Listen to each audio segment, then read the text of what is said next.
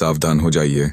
आज हम बात कर रहे हैं भारतीय शेयर बाजार के इतिहास के एक ऐसे खतरनाक सिंडिकेट की जिसने करीब 220 से ज्यादा मुखौटा म्यूल कंपनियों और ऑपरेटरों के साथ मिलकर रिटेल निवेशकों की गाढ़ी कमाई के 143 करोड़ रुपए से ज्यादा उड़ा दिए। अभी हाल ही में मनी कंट्रोल की रिपोर्ट के अनुसार मार्केट रेगुलेटर सेबी ने एक ऐतिहासिक फैसला सुनाते हुए इस पूरे खेल के मास्टरमाइंड हनीफ शेख और उसके सहयोगियों समेत 231 से अधिक यूनिट्स को बाजार से 7 साल तक के लिए बैन कर दिया है। इस वीडियो में हम परतों को खोलेंगे और देखेंगे कि कैसे मौर्य उद्योग, 7NR retail, Darjeeling ropeway, GBL industries और विशाल फैब्रिक्स जैसी कंपनियों के शेयरों में नकली तेजी लाकर आपको फंसाया गया। भाग 2, पंप एंड डंप का पूरा गणित। Visual, on screen, white board या डिजिटल ग्राफिक्स पर 3 स्टेप्स का एनिमेशन दिखाएं। एक्यूमुलेशन, इकट्ठा करना।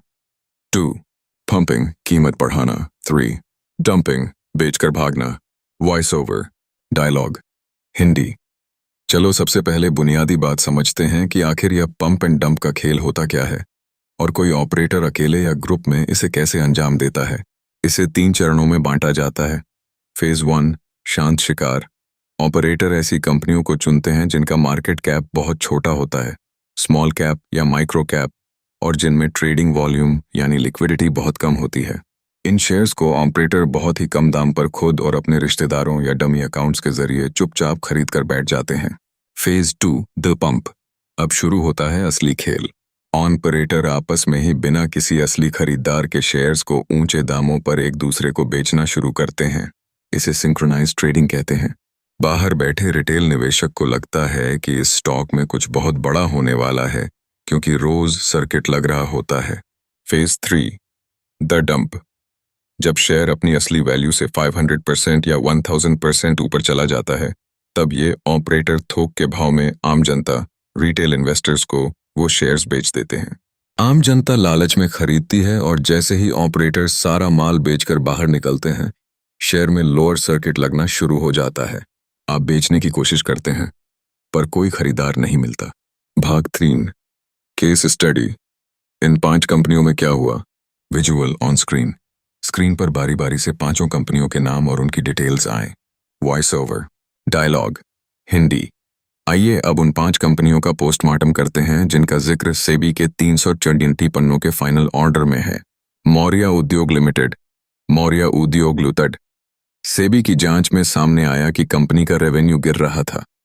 कंपनी लगातार नुकसान, लॉस में चल रही थी, लेकिन इसके बावजूद इसके शेयर की कीमत और वॉल्यूम में रहस्यमयी उछाल देखा गया। सबसे हैरान करने वाली बात यह थी कि इस कंपनी के प्रमोटर्स और करीब 62 कर्मचारी खुद इस हेराफेरी के सिंडिकेट का हिस्सा थे। कर्मचारियों ने शेयर बेचकर जो मुनाफा कमाया वो बाद में प्रमोटर्स को ट्रांसफर कर दिया गया। दार्जिलिंग रोपवे कंपनी, यहाँ तो और भी दिलचस्प कहानी है। इसके प्रमोटर हिमांशु शाह ने कंपनी को टेक ओवर करने के महज 1 साल के अंदर ही इस फ्रॉड स्कीम के जरिए खुद को बहुत ही ऊंचे और महंगे दामों पर एग्जिट दिला दिया। यानी खुद मालिक ही अपनी कंपनी के शेयर मैनिपुलेट करवाकर रिटेल निवेशकों के सिर मड़कर भाग गया। 7NR रिटेल, GBL इंडस्ट्रीज और विशाल फैब्रिक्स, इन तीनों ही स्टॉक्स में 2017 से 2020 के बीच बिना किसी बड़ी कॉरपोरेट घोषणा या वित्तीय सुधार के अचानक से ट्रेडिंग एक्टिविटी को आसमान पर पहुंचा दिया गया। इन कंपनियों के प्रमोटर्स और ऑपरेटर आपस में गहराई से जुड़े हुए थे। भाग 4, मास्टरमाइंड और मुखौटा कंपनियों का नेटवर्क। अकाउंट्स और फाइनेंसियर्स की तरफ जा रही हूं। Voice over, dialogue, Hindi. PV influencers, price volume influencers. इनका काम था आपस में ट्रेड करके शेयर की कीमत और वॉल्यूम को कृत्रिम, आर्टिफिशियल रूप से बढ़ाना। SMS senders, collaborators. इनका काम था झूठी खबरें और टिप्स फैलाना। ऑफलोडर्स, इनका काम था बढ़ाए गए दामों पर शेयर को बाजार में बेचकर सारा पैसा समेटना। इस अवैध पैसे को सीधे प्रमोटर्स या मास्टरमाइंड तक न पहुंचाकर दर्जनों कॉन्डुइट एंटिटीज या शेल कंपनियों के जरिए घुमाया गया ताकि टैक्स विभाग या सेबी को भनक न लगे। इस खेल में गोयनका बिजनेस फाइनेंस नाम की एक NBFC ने भी वॉल्यूम बढ़ाने में अहम भूमिका निभाई। भाग 5, हथियार, फर्जी SMS और नामी ब्रोकर्स की नकल। विजुअल ऑन स्क्रीन, फोन की स्क्रीन का स्क्रीनशॉट दिखाएं जहां नामी ब्रोकर्स जैसे आईसीआईसीआई, एचडीएफसी, जीरोधा आदि के नकली हेडर नेम से आए एसएमएस दिख रहे हों। Voice over, dialogue, Hindi. अब आपके मन में सवाल आएगा कि आम लोग इन कम जानी मानी कंपनियों के शेयर्स को खरीदने के लिए जाल में फंसे कैसे। इसके लिए ऑपरेटरों ने बल्क एसएमएस और नकली वेबसाइटों को अपना सबसे बड़ा हथियार बनाया। हनीफ शेख और उसकी टीम ने लाखों की संख्या में लोगों को बल्क मैसेजेस भेजे।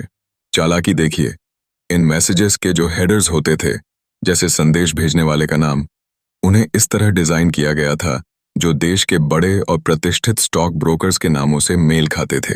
आम निवेशक को लगा कि उनके भरोसेमंद ब्रोकर की तरफ से यह रिसर्च टिप आई है। इसके अलावा कई फर्जी स्टॉक रिकमेंडेशन वेबसाइट्स बनाई गईं जहां इन पांचों स्टॉक्स को मल्टी बैगर बताकर प्रमोट किया गया। जैसे ही आम लोगों ने खरीदारी शुरू की, ऑपरेटरों ने करोड़ों का प्रॉफिट बुक कर लिया। भाग 6, सेबी ने कैसे पकड़ा?